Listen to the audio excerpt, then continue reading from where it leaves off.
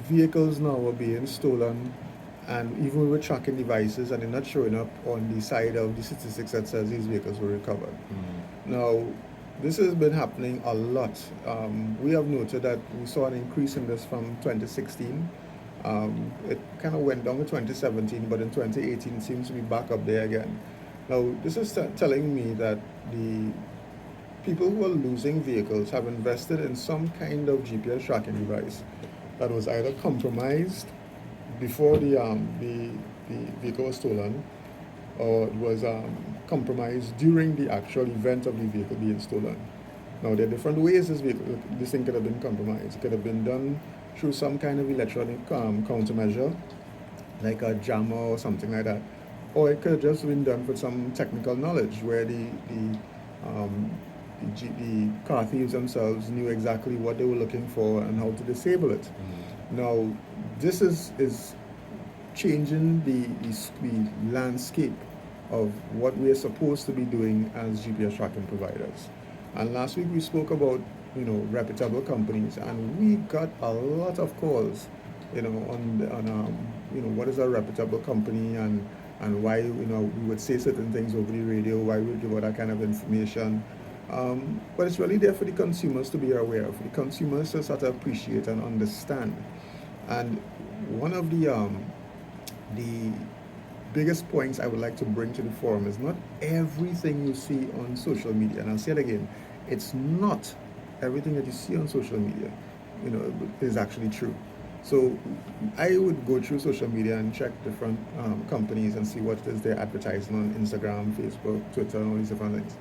And you will see them advertising some fantastic things, and free recovery, and armed recovery, and all kind of promises, and they have a 100% recovery rate.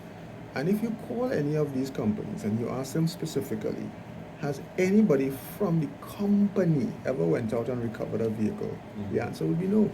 So how could you say you have a 100% recovery rate if it is you have never recovered anything?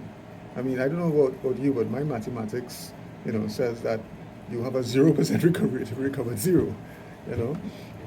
So what we are also noticing is that some of these companies are actually saying that they're outsourcing certain responsibilities, especially recovery, and they themselves are not even sure who the employees who are talking to you on the phone are not even sure who is the partner company that they're working with. So you call them, they're like, well, we don't know, we just know it's a security company. Which one? There are security companies ranging from very large to started up yesterday.